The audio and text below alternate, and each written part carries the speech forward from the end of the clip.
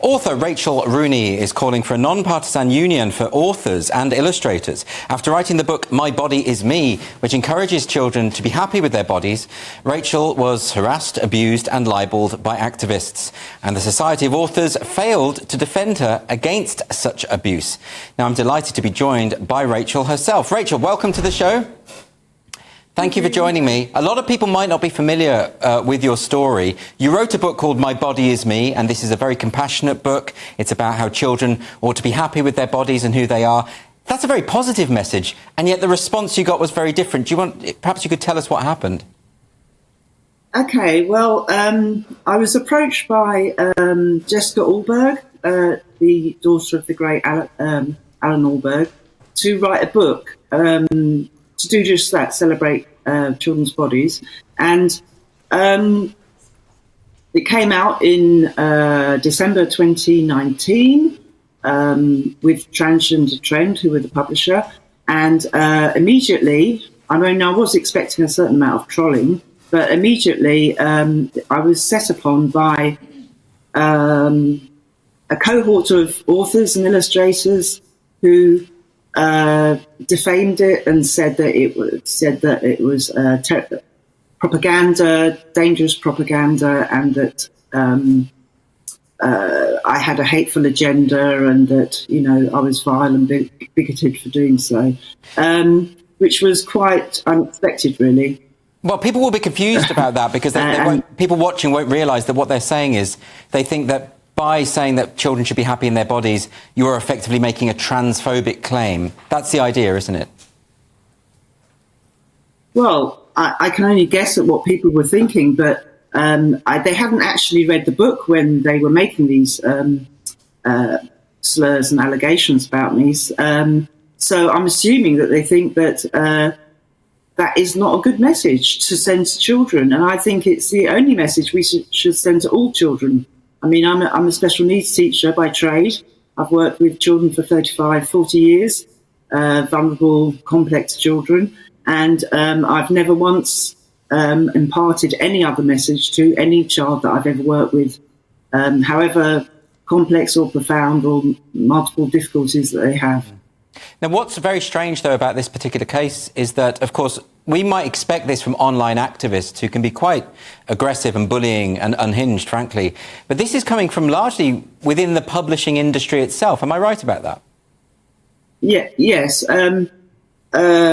Quite well-known people, quite established authors and librarians and people in positions of power, and kind of supported also by some members of the management committee of the Society of Authors, which was kind of added weight to those claims. And am I right in thinking that the chairperson of the Society of Authors herself retweeted some of the attacks against you? Yeah, well, there was one particular thread that was particularly damaging, which added in the agency that gave me work and said that I was coming for children and that I wasn't entitled to an income at the expense of the welfare of children. And that was retweeted by the chair of the management committee and also by the chair of CWIG, which is the Children's and Illustrators Committee. Yeah.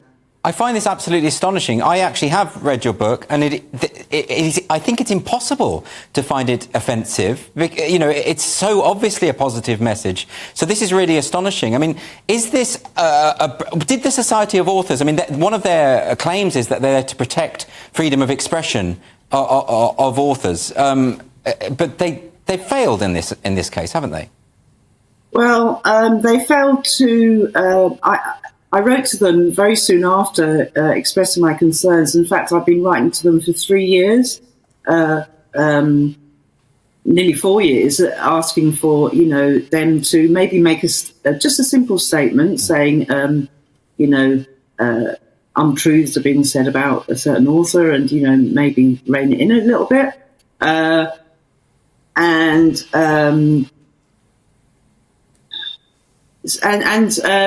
was kind of held back. I also wanted my concerns to be expressed to all of the management committee. I didn't want, but I was held back. I didn't really get past the CEO, Nicola Solomon. And so I ended up putting in a formal complaint. First of all, naively, I thought that we could have a dialogue, but I felt like I was really on an episode of Crown Court most of the time.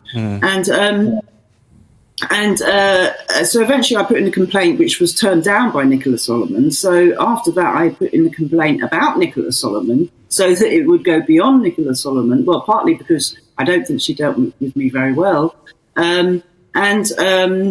Eventually there was an investigation that took 7-9 months, a very long time. There's lots of internal politics going on.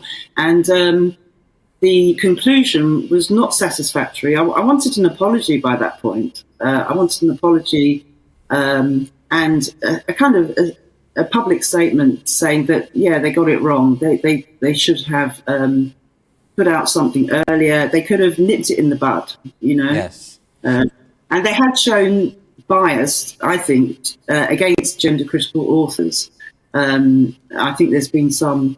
They've liked tweets that call gender-critical authors TERFs and BAMPOTs, and liking tweets that said that gender-critical accounts should be blocked.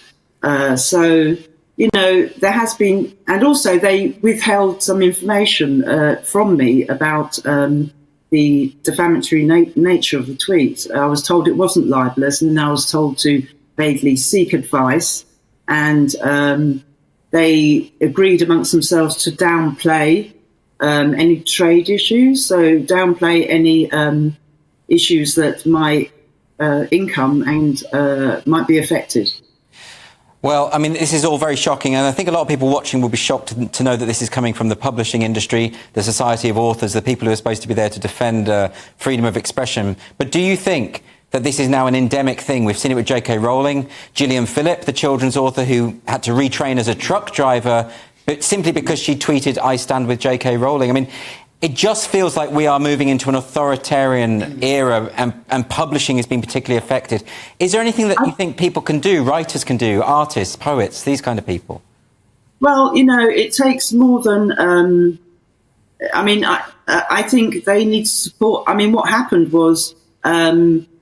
I was ghosted. I was entirely ghosted by other people. So there was a small cohort of people who were attacking me and continue to attack me. But other people just turned away and looked away. So in a playground, they just looked away. So I just think people need to be a little bit braver. I mean, there were people who wouldn't even retweet my latest poetry collection that came out because they... were too scared to. So I think people need to just be a little bit braver on this score. I don't think what happened to me... Go on, Rachel, sorry. I don't think what happened to me then would happen now in quite the same way, because I think people are getting braver, and I've had so much private support, but people are slowly dipping their toe in and not accepting this kind of totalitarian... So it's a kind of safety in numbers idea. You know, I mean, I can understand why people are scared because of the sheer ferocity of some of the activists, and as you've experienced yourself, actual libel, like outright lies. Of course, people are scared about that, and they've got to preserve their careers. But you're saying that if we all just stood up together and said this is unfair, then that's the way forward. Well, just a little bit braver, just 10% braver. Yeah. That's all I'm asking. I think that's a very good idea. Rachel Rooney, thank you ever so much for joining me today. Yeah, very good message. 10% braver. If we all did that, most of these problems could just go away. Well, next on Free Speech Nation, we're going to get an insight into Just Stop Oil's new student recruitment drive by the writer Charlie Bentley Astor. Don't go anywhere.